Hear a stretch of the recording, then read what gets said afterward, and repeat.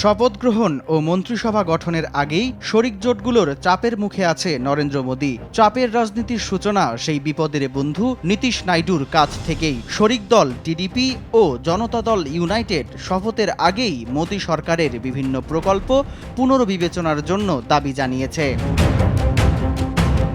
ভারতীয় সংবাদ মাধ্যমগুলো জানায়, শরিক জোটগুলো ইতোমধ্যেই ৩টি গুরুত্বপূর্ণ মন্ত্রীপদ দাবি করেছেন।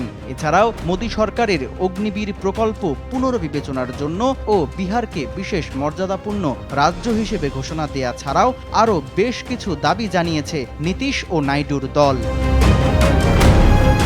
বিজেপি সরকার দ্বিতীয় দফার শাসনে সেনাবাহিনীতে পুনর্নিয়োগ নীতি বদলে অগ্নিবীর প্রকল্প চালু করেছিল। এ প্রকল্পে ১৭ বছরের যুবকদের সংক্ষিপ্ত ট্রেনিংয়ের পর সেনাবাহিনীতে ভর্তি করা হয়। চুক্তিভিত্তিক সেই চাকরির মেয়াদ ৪ বছরের।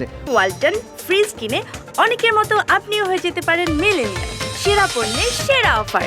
ওই সময়ের পর 1/4কে পাকাপাকিভাবে বাহিনীতে রেখে বাকিদের ১১ লাখ টাকা সহ ফেরত পাঠানো হয়। এর বাইরে আর কোনো সুযোগ সুবিধা দেয়া হয় না। নির্বাচনী প্রচার সভাগুলোতেও কংগ্রেস বারবার এই অগ্নিবীর প্রকল্পের কথা তুলে মোদির সমালোচনা করেছেন।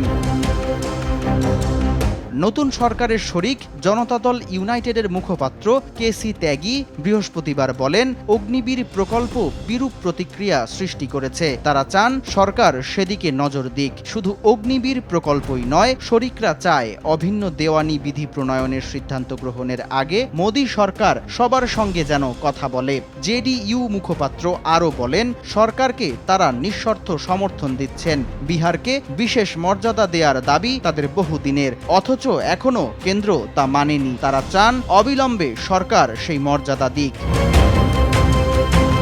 শরিকদের চাপে মোদী নেতৃত্বাধীন সরকার কি করে তা দেখার অপেক্ষায় ভারতসহ গোটা বিশ্ব। সামদানি প্রত্যয়, RTV।